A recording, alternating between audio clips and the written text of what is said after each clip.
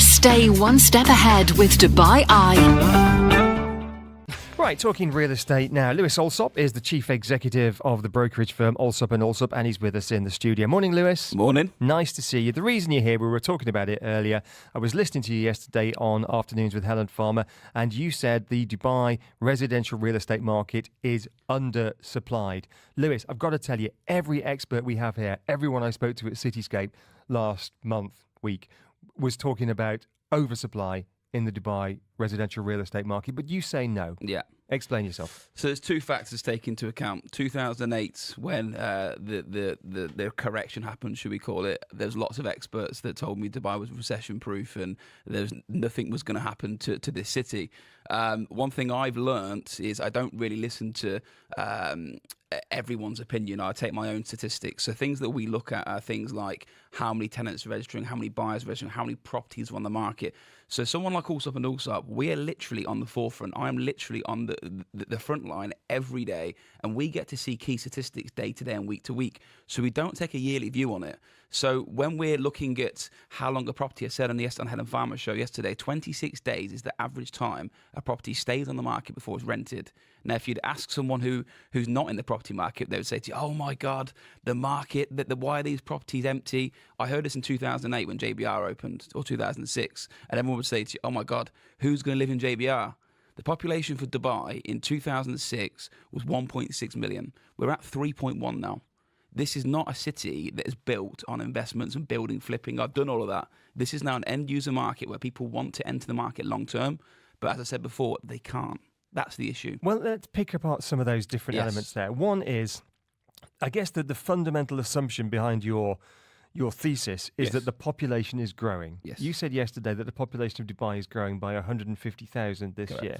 Anecdotally, we hear differently. Yeah. People are suggesting that perhaps the population is flat and in some demographics, perhaps even shrinking as people lose their jobs and move back to wherever it is they've come from. So where do you get that figure? Government statistics. So I go on the government websites and you can see the key statistics that they release. I mean, look, it's an interesting one because I have obviously lots of expatriate friends of myself. Everyone has an opinion, and that's normal. If you're in property specifically, everyone will tell you if you're a tenant, the market's going down, and if you're an owner, maybe the market's going up. And schools, how many relocation companies have told me expats are leaving Dubai and they're going forever? But then what you'll hear is, I personally know 50, 60, 70 people off my own that I can count, English people specifically, that have just moved to Dubai. So there's always going to be the transient lifestyle in Dubai, but I can only go off statistics. I know, I look at tenants that are registering. Are people registering to come here? Yes. Are they renting properties? Yes. Is the government announcing that statistics for Dubai, more people are here? Yes. What are those statistics? Because I've got to say, I haven't seen them, and I should be looking at them. Yeah. Where do I find those stats? I literally Googled Dubai per population, and it brings up the first government website that tells you exactly the population of Dubai. Right, and it's 3.1 million at the moment. 3.1 million, 3.16. And these are people who can afford to rent or buy, 50,000 dirhams a month, 100,000 dirhams a month, You're going to have 200,000 dirhams a month, a year, rent. A month. I don't think anyone can do that. But yeah, you're going to have people that are going to be Discovery Gardens, your Karama, wherever it may be, and you're going to have your mix of your springs, lakes, whatever it may be. But even if you take 10% of 150,000, there's 15,000 people that could. Those are your new residents, yeah? New residents. And where are you getting that figure from? That's from the Dubai population statistics. Right, so they've got new residents there as well. Correct. The simple question then that people are asking us on the message system now is, if we don't have enough property, if everything's being snapped up the moment it comes on the market, why are property prices dropping and why are rents dropping? This is, I honestly feel I'm the most well-versed person to answer this question because I see it every day. We did a poll and asked people, would you buy your property if you're rented now, if you could afford to? The issue is not the people wanting to buy, it's being able to afford to buy. If you look at a property now, you need 25% down payment, plus your 4% transfer fee, plus your 2%. So the sentiment to buy is there. That's not the issue. The issue is people can't afford the down payment. Okay, well, two things with that, just to play devil's advocate. Yes. If you asked me if I would like to eat kale and chicken breasts for the rest of this year in order to lose 15 kilograms, I would tell you yes. It doesn't mean that if you put the kale and chicken breasts in front of me that I would necessarily do it. Me So too. sentiment surveys are awesome. Of course. But intent is one thing and action Yeah. is another. Dubai's not the only city in the world or market in the world where you have to have a certain amount for a down payment. Yes. If people can't necessarily get together the down payment, that doesn't mean that there's all these houses out there that people would buy if they had the money. There are yachts out there that I would buy if I had the money. Of course. It does. I mean, that doesn't really affect.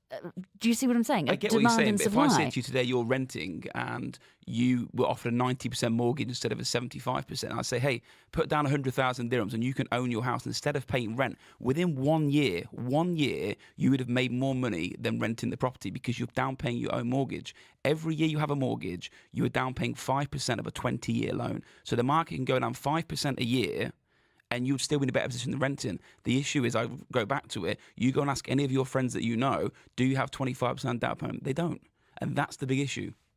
To be fair, I'm looking on the Dubai Statistics Centre website, and their population estimate for Dubai today is 3.1 million, Yes. and this time last year it was 2.9 million. So, according to those statistics, we've added a couple of 100,000 people over the past year or so. Yeah. So, look, I understand everyone's going to have an opinion on it. I get that. But I only look at things like people registering in Dubai. If people weren't moving to Dubai and tenants from Allsop and Allsop weren't registering, and Property Finder, the biggest portal in Dubai, so you've got the biggest estate agent and the biggest portal saying to you there's a potential undersupply and people are registering. And the sentiment that we speak to, people are saying, hey, we're interested. Dubai is so different from 2006 to today. I've said I'll be here for 2 years. 13 years later, everyone in this room would probably say they'd be here for 2 or 3 years. Then you have kids and then you buy a home. That's what Dubai is about now. But with the realities that we're dealing with at the moment, with Yes. the amount of down payment that people do have to put down, because Yes. that is the reality, where are we, if we take the facts as they are, Yeah. in terms of demand and supply, people actually being able to afford the homes that are on the market? Yeah. Are we oversupplied? Yes. But that's not because of people. It's because of the ability to be able to buy. But it's still where we are right now, and whether Correct. there are people living in those homes or not, There's or buying people those living homes in the or homes. not. What you're finding is that what's happening is people having to reduce their prices because more properties come available. It's not that they can't sell, because what's happening, if you take Central London example, you get your central area, and the further you go out, the cheaper things get. So you've got your Akoyas, and then you get Miras, and you get more value for money. And lots of my friends are moving from Marina to a villa in Mira. So that's what's happening at the moment. And prices are coming down because of that. But that's because buyers are saying, that's out of my budget at the moment. People that were buying a 5 million dirham house can now only afford a 3 million house, because as soon as the mortgage cap changed, their whole purchase. So you're line saying that changed. the issue is the fact that you need a minimum 25% down payment to buy a house as an Correct. expatriate here, whereas in most countries around the world it would be 5 or 10%, Correct. wouldn't it? Yeah. You think we should change that? I think that's the way. If someone said to me today, do you want outside investment or do you want to change what people are doing within the country? Your tenants are your future buyers and they're your future sellers. So if you can work on these tenants that have been here for 3 or 4 months, 3 or 4 years, you will see a vastly different property market. Lewis Allsop, Chief Executive, Allsop and Allsop, the property brokerage. Appreciate your time. Thank you. Stay one step ahead with Dubai Eye.